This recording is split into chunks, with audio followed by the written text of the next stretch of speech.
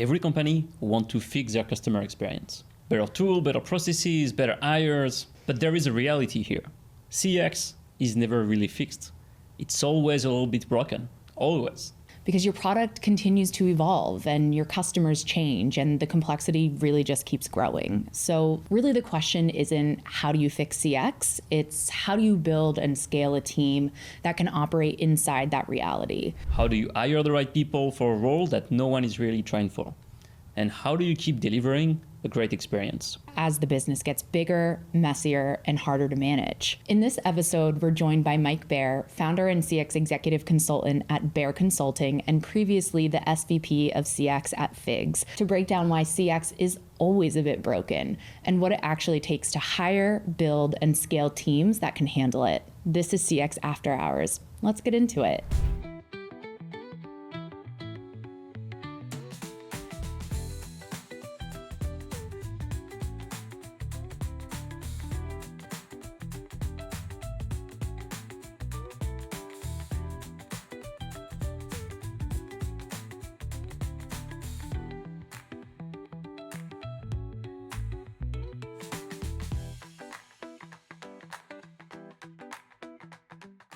Welcome to CX After Hours, the podcast for retail and e-commerce CX leaders scaling customer experience in the real world.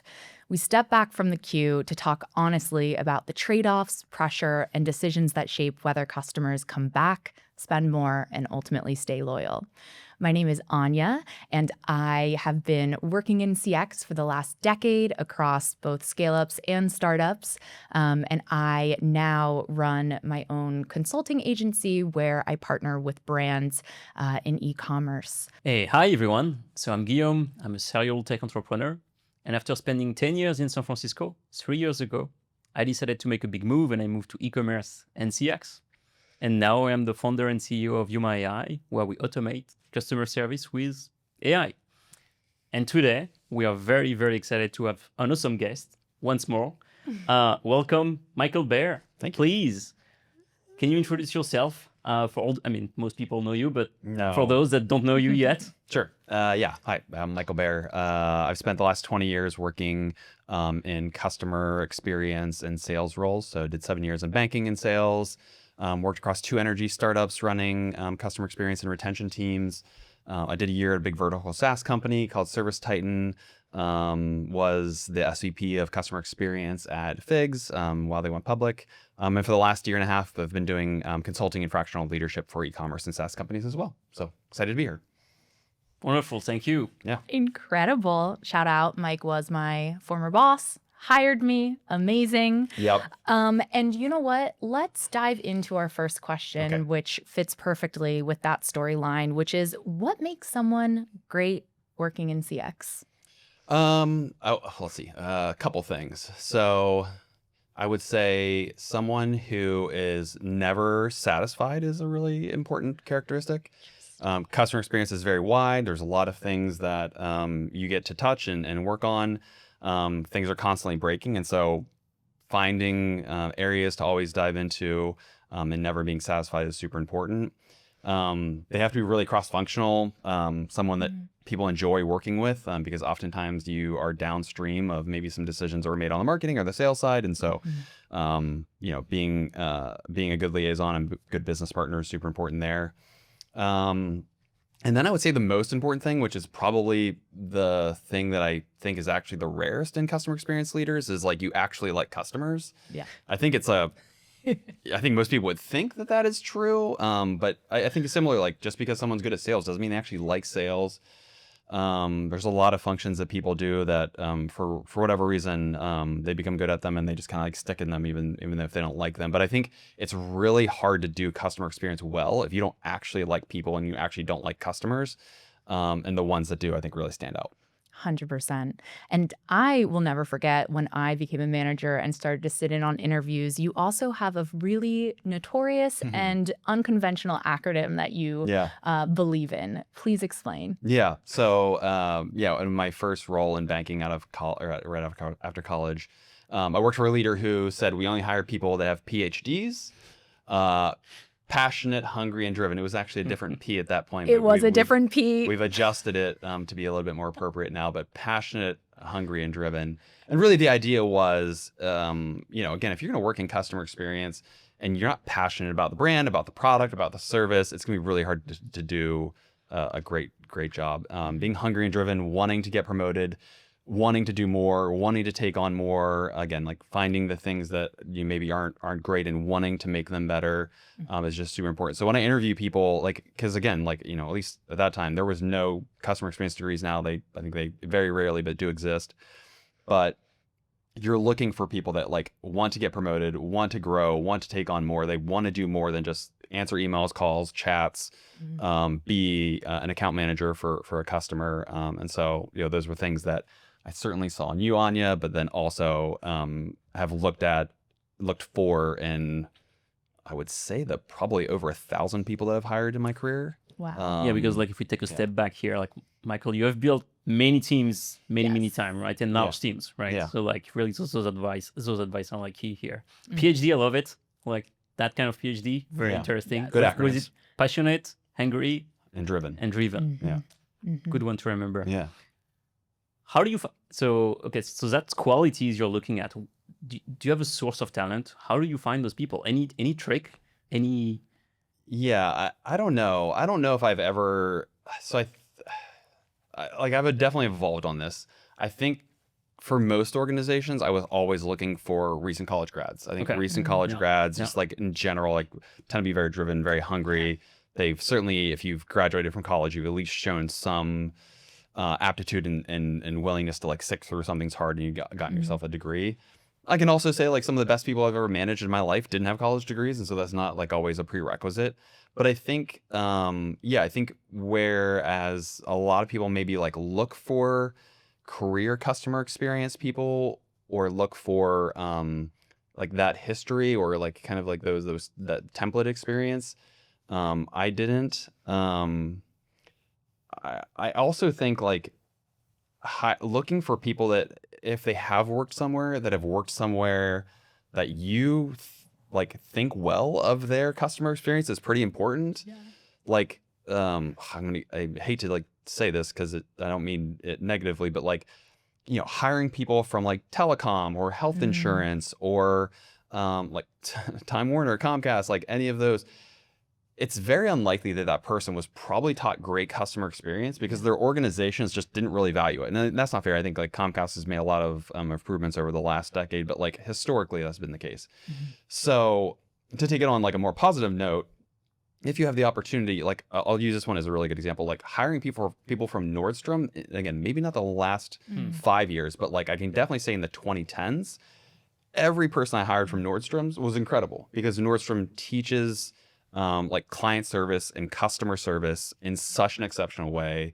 They teach people how to really care about customers and go that extra mile, because Nordstrom, of course, figured out if you treat customers well, the lifetime value of those customers grow. So I can name 5 people right off the top of my head that were ex Nordstrom people, Trunk Club, that they bought, that were just exceptional customer experience people and have done really well in their career. So I think having people that have at least learned how to do it well or worked in an organization that truly cared is a real differentiator.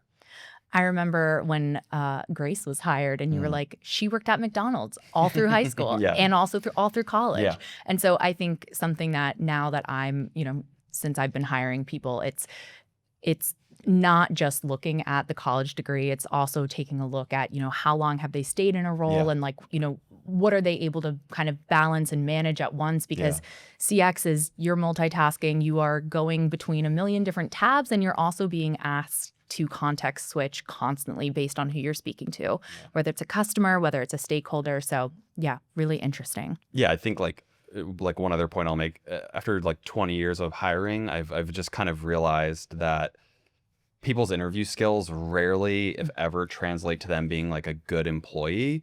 And so I'm much more interested in how they make decisions, why they make decisions, why did you leave that job? Why did you take this job?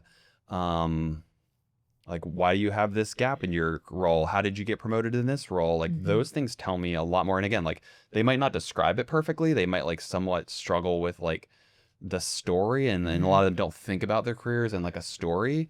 But if you can determine someone's motivations, I think you can start to like see how maybe they fit in your organization better. You would always say it's not how someone says something, it's what they're saying, because you can always train someone to say something differently. Yeah, it's like being good at interviewing has almost no unless you're in sales or maybe like biz dev, like maybe that has like a transferable skill because you can stand in front of people and like lie or BS or make a story tell to make it sound better. But like that doesn't, particularly in customer experience, that's not what you're doing. And so, they need to be comfortable. If you're hiring for a phone-based role, they should be comfortable talking to people. But again, like sitting in front of someone, like I'll use a personal example. Like when I first got out of college, I started with Wells Fargo in a branch, and I was absolutely horrendous at the role. I was standing in front of people. I sweat whenever I'm nervous. I get very hot, which will probably happen at some point here soon. I was so bad at it, and I was so uncomfortable, and I was so like miserable and sad.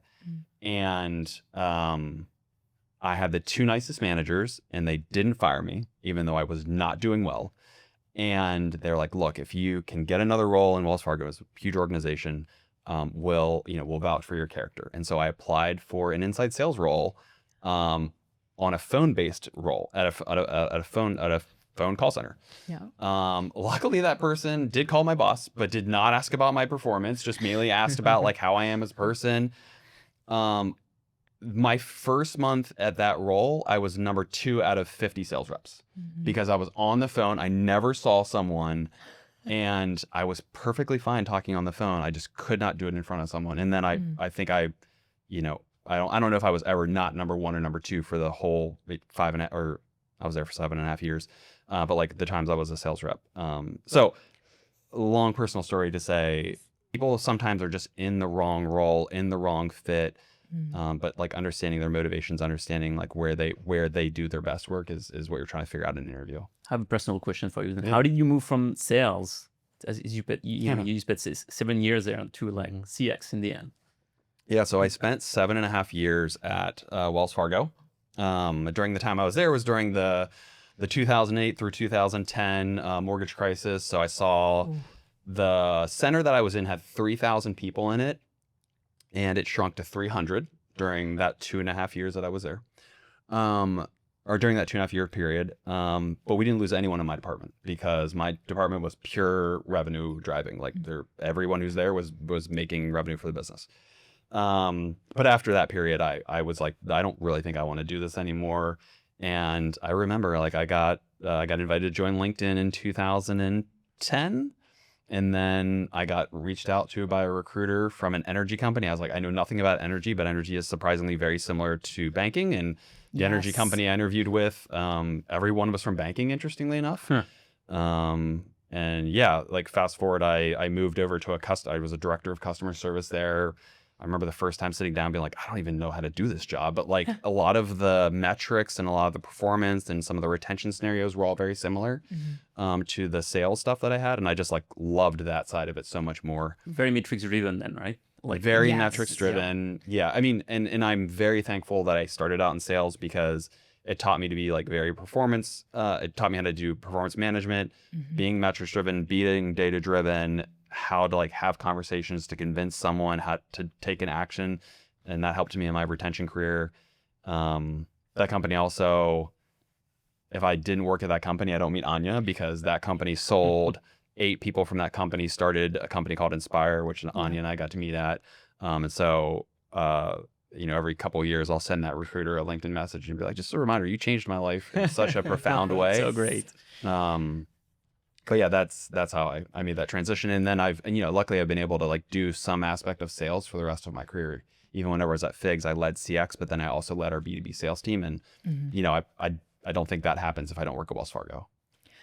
100%. I mean, our CX experience at the company we worked at was very performance driven. If it's not measured, it's not managed. And I think your ability to understand a hire and understand what motivates them, and then to your point, be able to kind of speak to them in that way that helps their performance and thus the entire team's performance is something that I've never worked with anyone else who's able to do that. And I think you have a really deep understanding of human psychology, what motivates people. And I think that, yeah, that's a really special skill that is very hard to train people on. Yeah, I think it's like one of the things that someone is lost in customer experience is like, I mean, I personally really enjoy it because like sales, it's very objective. Like you have a first response time, you have a customer satisfaction score, you have lifetime values that either go up or go down after you interact with that customer. Yeah. And then I'll talk with customer experience people and they kind of just fall in love with the subjective side of it. Oh, like we this sounds bad, but like we help customers, the sentiment's really good. The customers love us. And I'm like, tell me like how you prove that, show me like what metrics you're using, or like show me some measurement that does that, because absent of those, now that I don't believe people, it's just really hard to like build a career or build a business case for maybe things that you want to do more of, unless you have kind of those hard numbers. 100%. We are going to start our first segment, The Vent. This is, we're on our way to happy hour. We just got done an 8-hour shift at the call center. Oh God. And On a weekend. Yes, that was my Wells Fargo job. That was Wells Fargo. And we are, just gonna talk some shit, really. You have 45 seconds, Mike, to vent about something in CX, a frustration, something you don't think people understand, whatever it is. And your time is starting in 3, 2, 1. I wasn't prepared for this, but this is my one. So in my consulting, probably not surprisingly, I do a lot of AI implementations. I've done 3 in the last 6 months. And so I'm probably closer to emails and chats and calls now than I've been in a very long time. And until you work really close, you just don't appreciate how over the top some of these emails are. And everyone hates a where's my order ticket.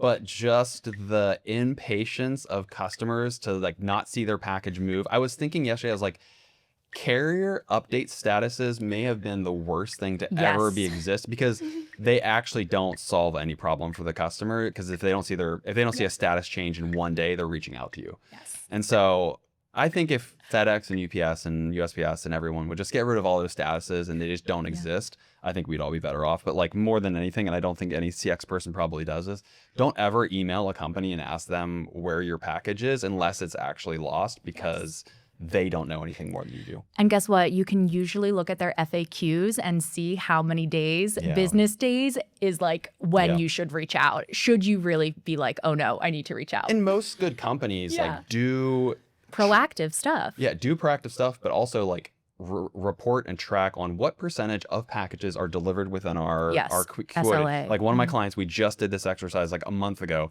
and it's darn near 99% are ordered and are delivered. If you take out the lost orders, because those are a different situation, but are delivered within the SLA. It's it'll get there. Just because it's at the distribution hub 1 mile from your house doesn't mean it's not going to take another 2 days to get there. Yes. It's the Amazon effect. And, it's really expectation management. And, to your point, the proactive information, it still doesn't serve.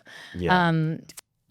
Did you find any tricks to alleviate that fear from customers? Any outbound, I mean, you did say you don't like, carrier notifications. So maybe not that, but, anything that can reassure, anything on the website, anything. Yeah. So I'd say 2 things. The first is, if you are getting a bunch of where's my order tickets, that is customers not subtly communicating to you that your shipping is too slow. So I just honestly feel whether it's fair or not, if you're just getting bombarded, if that's your number one contact reason, you have a percentage of what is acceptable as contact reason and what's not. It's whatever's acceptable to your customers. If you sell 10,000 orders a month and you're getting 5,000 where's my order tickets every single month, the customer is telling you that whether you delivered it in 2 days or 12 days is too slow, and so you've got to decide this is clearly not a good enough experience to them. Yeah. That being said, there's a ton of stuff you can put on a website. You can build it into FAQs. You can build it into your help center. You can use post-purchase tools like Wonderment, which I suppose now is Track by Loop. Redo has a tool for this. You can build it into your chatbot. You can build Yep. it into your contact form. There's all these things you can Yes. do. All of those are just surfacing the same tracking link that that people aren't willing to like look at anyway. Yeah. So I don't really think it solves the problem.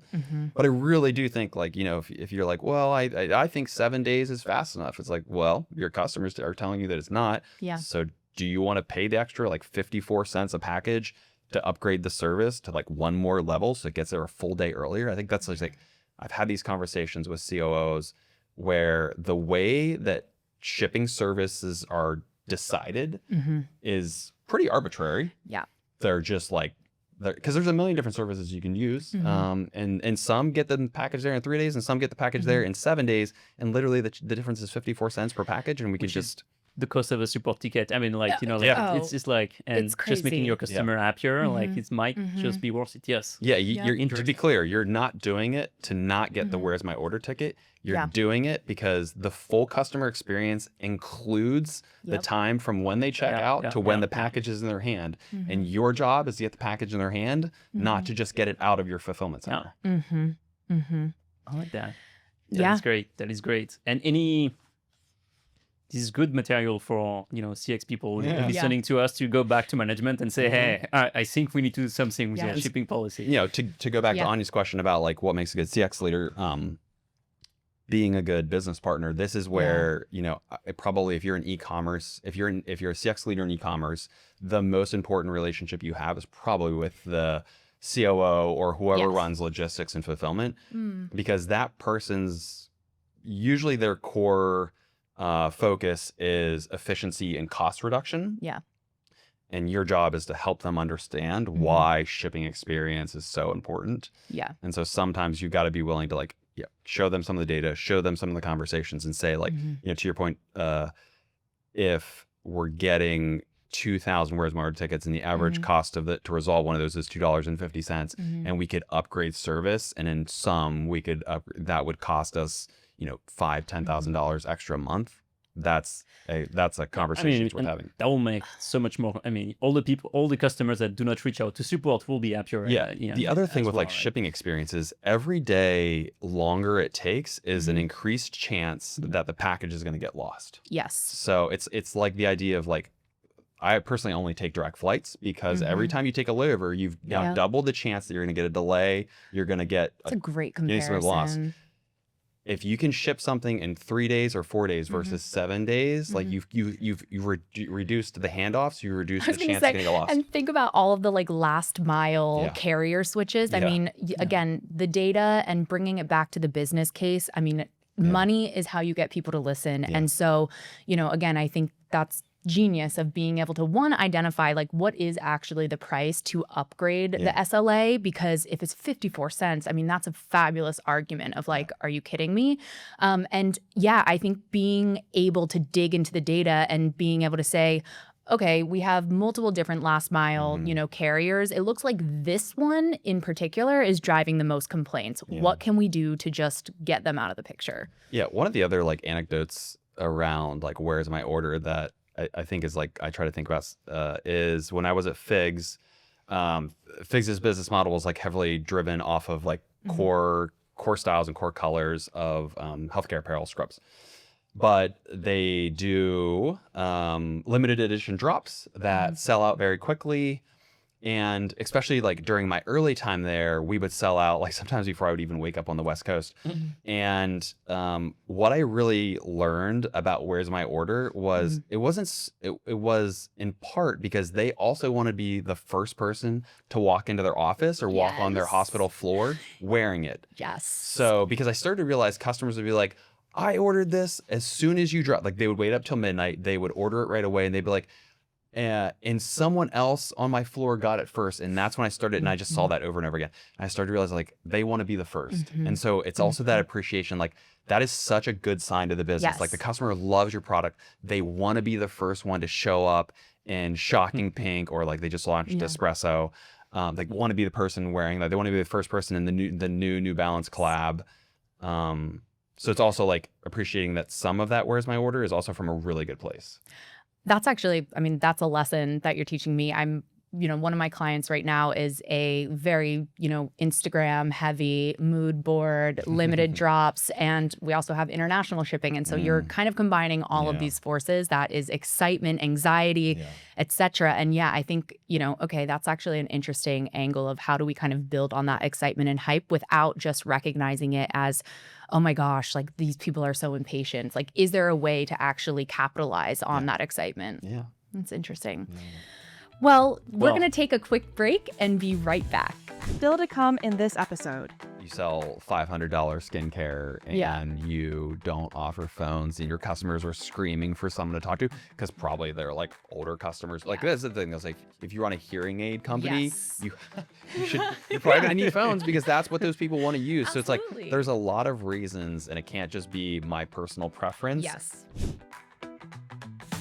All right, so we are back here at CX After Hours with Michael Bair.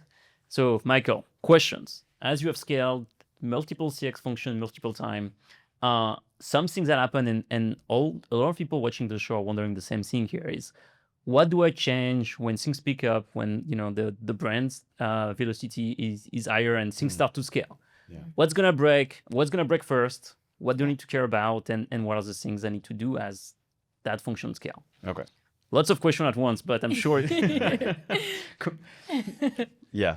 Okay, so I'll take this in like 3 parts. So I often think about customer experience in 3 Ps: people, processes, and platforms. Love it.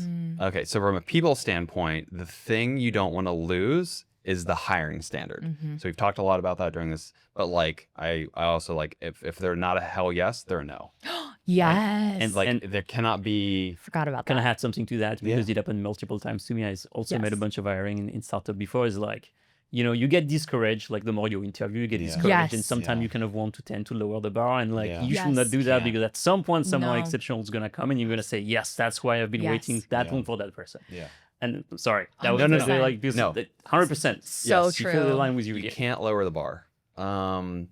I guess the other people thing that comes in with like customer experience teams is at some point you will probably have to make a decision. Do we continue to build this completely in-house or do we partner with a BPO or outsourcer? And that's a really tough decision. There's a lot of things that go into it. Whether you build in-house is probably largely dependent on like in your headquarter area. If you're in office, is there a talent pool that you can continue to build out of? Do you think, sorry, I have to 2 points back on that. Do you think that changed over the course of the past few years with AI and things happening? Do you see like people reshoring and bringing team in-house? So like, I'll kind of answer your question. Okay. But like, so if you're fully remote, then that problem is like way different because now you're talking about like the whole country. Well, I mean, you have to be registered in states to be able to have employees there. So that is a thing. But honestly, like that's easy, easy-ish. But yeah, so then the BPO decision, then it's like, do I want a BPO that's in the United States or that's remote, that's nearshore, that's offshore? Then you add in AI and you just, but I think of AI as just like it's a staffing strategy. Yes. Like whereas like 10 years ago, I had a staffing model and it said I needed X amount of people because I have to cover all of the volume with these people. AI, depending on your coverage rate and stuff like that, now is just a different piece of that pie. And so I don't think it changes. Like you might just, if you have 100-person team and 80 of them are at a BPO, unless you have like incredible coverage, it probably doesn't change your model. But if you have 100 people, 80 are internal, 20 are at a BPO, and you're launching AI and AI is worth 20 people, well, maybe you don't need BPO anymore. Yeah.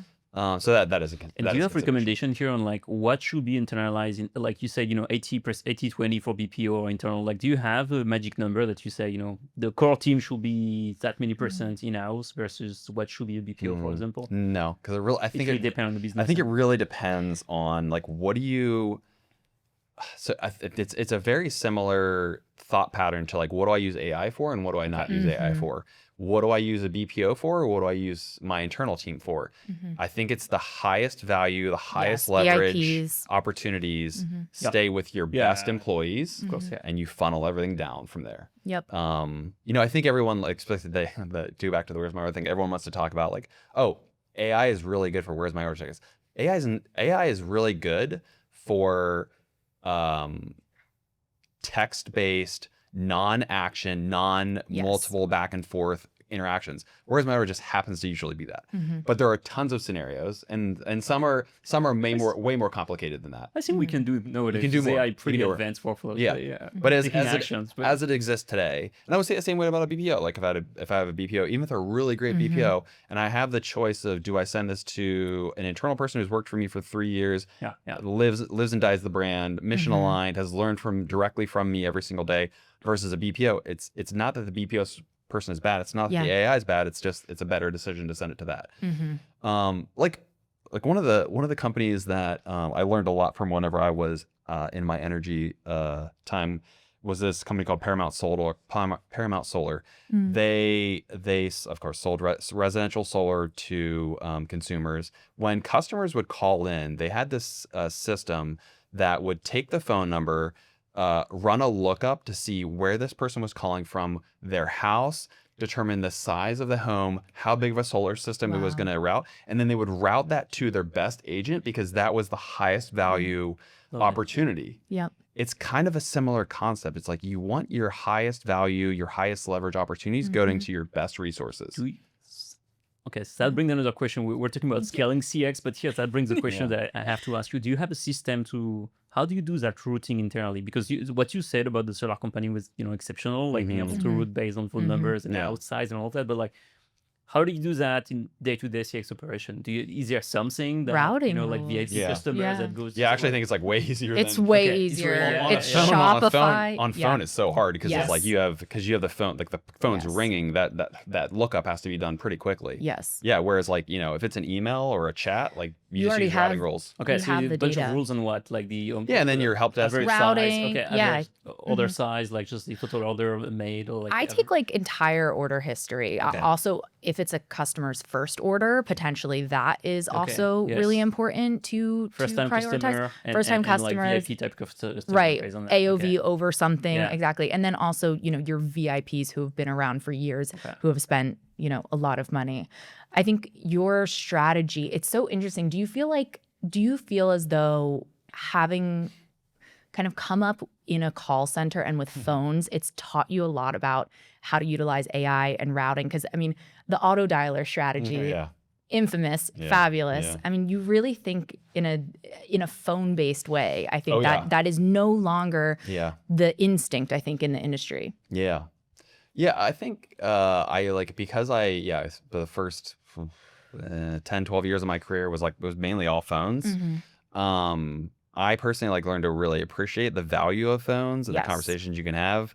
The routing obviously was very complex and so emails and chats are just easier. I don't know. I just think of them all as channels, and they're channels and resources. Like you have channels in which you get work, and then you have resources that you have to deploy, which are often humans and now machines against those resources. And so self-service is the same thing. Like self-service is just a resource you put in front of customers to help them solve their questions. Totally. And about channel nowadays, as you were big on, do you recommend phone still? Like, do you recommend brand to have probably more of it's usually more of a scale and size thing. I think once you product. And product for sure. Yeah. Once you get to a certain size, it's almost necessary that you have it. Like probably past $100 million for an e-commerce brand, they probably should have phones. Yes. But they can afford it. Yeah, but you probably shouldn't do it if you're like a $20 million brand. You have 3 agents. You can't staff that. So you just shouldn't do it. Isn't that an interesting argument? Like, how many times are you said we want to bring back phones, launch phones, and you're just like, with what, with who? I mean, it's and some people obviously AI. It's like a live chat. You need people on the other side to just be easier to reply, otherwise you lose the sale, right? Yeah, so, 100%. And AI now, there is AI phones. There certainly is AI chatbots and stuff like that. So that certainly gives you another layer. But I think the downside to if you have live chat, for example, with an AI agent and the bots the machines interacting with them, and then they need to hand over to a human, and you don't have staff. You've now forced a channel switch, which consumers just don't like. Yeah. I think it's pretty well documented that one of the biggest customer pain points is transfers. Like no one wants to be transferred because they always think they're gonna have to repeat themselves, which they probably will. Which they, yeah, Which they do. And so I look at tons of tickets where it gets handed over and then the person immediately emails 1 minute later because they just don't trust that the handover is gonna happen. No. So yeah, I think better to be really, really good at like few channels, but then I do think at some point you've got to get to a bigger one. Like if I'm West Elm, well, I don't know, West Elm's probably a bad example because they're so big, but like if I sell custom furniture, whether I'm $1 million store or $10 million or $110 million store, you probably have to have phones. Absolutely. The complexity of the product, I think, is, and also what is the price of the product as well is definitely the factor. Yeah, you sell $500 skincare and you don't offer phones and your customers are screaming for someone to talk to because probably they're like older customers. Like that's the thing is like if you run a hearing aid company, you're probably gonna need phones because that's what those people want to use. So it's like there's a lot of reasons and it can't just be my personal preference. For like what channels I want to have. Absolutely. I think the other thing is like the one thing, because I didn't work in e-commerce until I got to Figs. The one thing that really like is I think interesting is like email backlogs are like one of the biggest nightmares for e-commerce CX leaders. Like I was talking with someone at a table last night who recently joined a new company and they told her in the interview that they were on a regular like 5 to 7 day email backlog, and like part of her remit was to solve that. And I'm sure like anyone in e-commerce is probably like, yeah, I've dealt with that.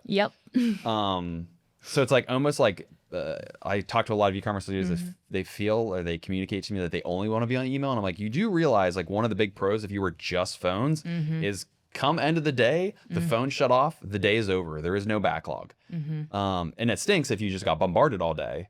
But I can just tell you like the feeling that I used to have, and Anya can appreciate this because we've had this. The feeling I used to have when I worked in a phone-based customer experience teams, and you just get crushed all day. The 6 o'clock, 9 o'clock hour comes and you're just like, oh my gosh, the day's over. I'll take that feeling over the 9 o'clock feeling, and I still have 5,000, 10,000, 20,000 emails in my backlog any day. I love that. I disagree. You on the phone? I absolutely disagree. I mean, I don't know. Maybe in an e-commerce it would be different. I think energy it was tough. But I think e-commerce is, again, I love it so much, especially CPG, just because it's fun and ideally it's not that serious, in comparison to something so regulated like banking and energy. But that brings us to our second segment of the show, which is called the 10% fix. So, very brief, if you were to make one small change that's going to have a big impact when you join a team, as a consultant, or when you join someone, what is the first thing you recommend that's going to have the biggest impact? I only get one. I mean, why not? Two? Maybe you can get two. A 5% fix, so sum up to 10. Okay, so 5% of it would be creating a really good knowledge base for your team. Okay, there's so many teams that I talk to that they don't have a knowledge base. I'm like, well, how do the people know what to do? And they're like, well, they went through training, and I gave them the training slides. I'm like, that's not how that's not going to work. That's knowledge base for the customer or the team? The team. For the team. Okay. For the team. And really like documenting, like not how you, not theoretically what a return policy is, but like when this happens, then you do this. When you do this, this happens. Like that is, and it's like, look, there's evolutions. Like I can tell you when I was at Figs, we did not have a great knowledge base when I started. I was like, great, we're gonna start creating one off of a Google Doc, and we probably ran that until it was like hundreds of pages. And then eventually you move over to a more sophisticated tool like a Notion or a Guru or something like that. But you have to start somewhere. And you do need it if you need a BPO or if you need to implement. For sure. Absolutely. For sure. Like every.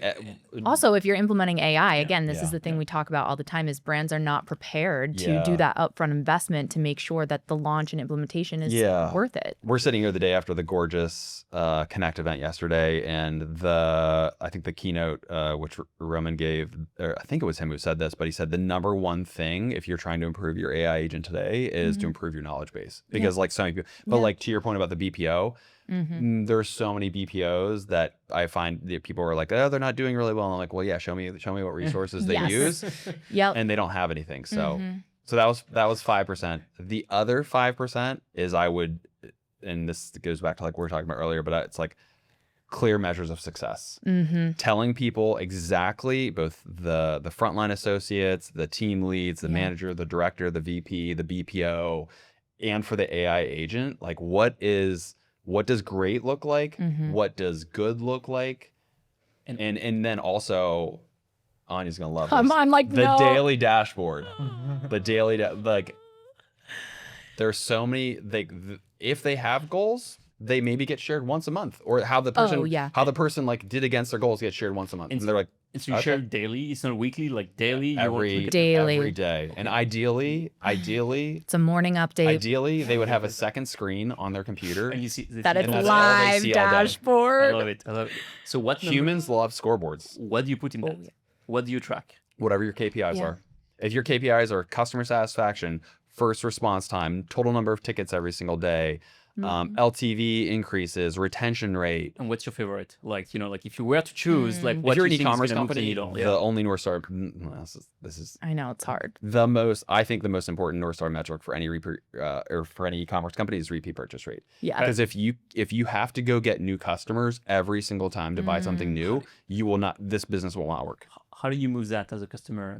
Repeat customer experience. Yeah, absolutely. Like customers want to buy from places that have for sure great products, but also great experiences. But how do you tie it, with it? How do you go to management and to say, yes, that's thanks to our team that we, that we increase repeat order, like is it because you sell, like you get your rep to actually do upsell, like how do you? No, but yeah, just from an experience standpoint, you can take every single experience you have for a customer and compare cohorts of customers that had that experience and didn't have that experience, and segment them based on the number of orders they've had. So if I have a customer who's had 5 orders and I have another customer who's had 5 orders, but this customer's chatted in with us, let's look at the repeat purchase rate of that customer after that interaction versus this person did. And you do that for everything. People that interact with your FAQ, people that interact with your AI agent, people that have a phone call with you. And if your experience is actually accretive to the business, the repeat purchase rate and probably the LTV of that customer should be higher. And do you feel the brands you usually work with, are they equipped to measure that? Because like measuring cohorts like that seems to be like the consulting startup non-trivial. stuff. Yeah. So most of my consulting business is with e-commerce companies over 50 million a year in revenue. Okay, so they have some resources to be able to have some resources, but do they have a BI tool? Do they data warehouse everything? A data team to be able to run this analysis. Yeah, maybe not. So yeah, I don't think it's fair if you're a $10 million store. You probably just don't have it. And so that might not be, and that might be like, we don't need to be measuring that yet. Like you might be at a place where you don't have that yet. But I would say if you're 100 million, 200 million, 300 million, 400 million, one of my consulting clients last year was $700 million e-commerce store. They better be sure that these experiences that they put in front of customers are actually accretive to the business. Yeah. That's actually bringing a follow-up question on that. So, you have said like about memorable CX moment, how do you, so you say you need those processes in-house that, agents are going to follow, right? But how do you sometimes step out to provide this memorable CX experience that you can go by the book, but sometimes you have to do the extra mile and do more than just like a small refund or like, is there some trick that makes the experience more memorable than others and put the brand apart? I don't know if I have a great answer for that. Sorry, I put you on the spot here. No. I think like one of the downfalls of being a systems thinker is I want to systematize everything. Okay. And so generally, and I feel like most people don't want to do that. They don't want to like kind of write rules for everything. They want to, but I don't have a great answer for it in that like I think you should be able to have customer facing policies that are public, and then internal policies that are documented that the agents have flexibility to work within to make customers' experience really good. Chewy is obviously the greatest example of this. I was lucky enough to know through someone that was on the executive team at Chewy, and the reason their program works, the reason and so for those people to know, like Chewy has this whole program where if your pet passes away, and they often find out your pet passes away because you cancel your subscription, they will hand paint you a portrait of your dog and mail it to you. They will send you card. They will send you flowers. And I guess this will actually be fun. How many a month do you think they do of that? I don't know how they outsource the handwritten cards. No, they're all done by humans. Seriously? How many of and them? all the paintings are hand done. I'm going to guess maybe 500. This is the time when you ask us the question. And you say Tens of thousands. tens of thousands. And how do they do this? Because they treat it like a fulfillment. They treat it like just any other. So it's a SKU that goes into their system. It goes into their fulfillment center. They have thousands of artists. This is industrialized. Okay, They have systematized and industrialized this process. It gets packaged. It gets shipped out to the customer. And what do they need? They just need 1 out of every 10,000 to go viral. And it happens because I've trained the algorithms to show me those every single time. But that's what happens, right? Like someone posted on LinkedIn, someone posted on Instagram, on Facebook. It is a marketing channel for them. And so part of the reason I struggle to answer your question is I have been a part of building surprise and delight programs that in very small batches were doing very memorable things for customers. And they would send us the nicest notes. They would do a post. Their post would get 39 likes. Yeah. And I'm like, oh, that was such a good, but the person just doesn't have the reach. And the reality is if you're only doing 500 a month, you're just you're not having enough swings at the bat to be able to do that. And so if you have a policy where you're like, we can bend on the return policy, we send people flowers, we send people cards, and you're only doing 20, 30 a month, you just won't get, it will feel like it doesn't do anything because it doesn't have enough reps. But if you industrialize, or is that the term you used? Yeah. Commercialize it, systematize it, and you get enough reps at it. Like if I ever do a surprise and delight program for a company again, fulfilling it out of your fulfillment center will have to be part of it. So I guess the answer to the question is more like those memorable CX moment, like you build those in the processes, right? Yeah. That they should be baked in. They should not, like that's Yeah. I mean, that was part of our like compensation structure when I worked for Mike. It was, you have also, we did a lot of really innovative stuff on, every single agent getting its, their own budget to be able to use in any way, shape, or form. It does not have to be the company's product. It, could be a bouquet of flowers because someone passed away. I think it's really interesting. My answer would have just been like segmentation, and getting super specific and personalized with proactive outreach. I guess, again, this just goes back to a lot of the brands that it's like, who can afford to add that to their fulfillment? Absolutely, that is the North Star. But I think, this day and age, teams are just smaller and I think like the other thing, like thinking about like surprise and delight, a lot of people go to like obviously flower. They go to the sad moments. But like 2 examples I'll give. Like when I was at Figs, one of our top 10 contact reasons was sticker requests.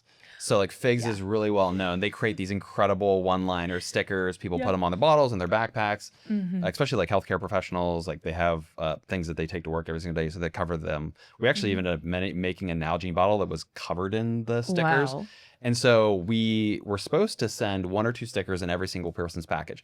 Inevitably, what would happen is they would be in there, but they would get tucked in a sleeve of a box. And so the customer would write in and be like, I didn't get my stickers. Every single month, top 10 contact reason. Yeah. And so you can, and then when we told customers we're going to send you, when we would send them like 100, they would be ecstatic. Yeah. And so that's a really nice way. The other related one I'll kind of share is, one of the new brands I'm working with is an influencer based brand, huge following. Their surprise and delight program should really be merch because like people want to wear that that brand, that person's name, like on a hat, on a shirt, on a whatever. I'm sure like our creative designers will figure out much more sophisticated. And it's like they're going to become a living, walking billboard for you. Like surprise and delight, is such an ROI positive program if you do it well. But you've got to do it like it's the same thing. It's like, we can't fulfill these hats at 20 a month or at 40 a month. It's like it just doesn't have the scale to have the reach that you want. But you do 200, 2,000 a month, you can start to get there. 100%. Michael, if there is anything to remember from that show, I remember the PhD. Yes. This one was awesome. Okay, the surprise and delight. Yeah. Anything else that's any last things that you think we should remember?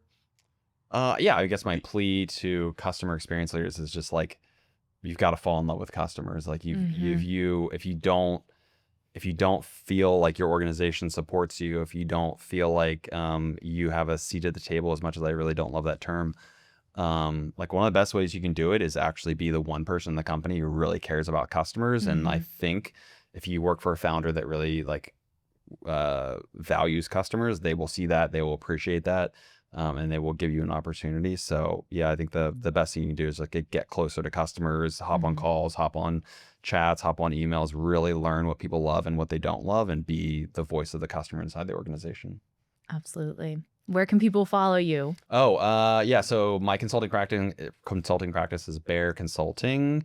It's bairconsulting.co. You can also email me at michael@bairconsulting.com.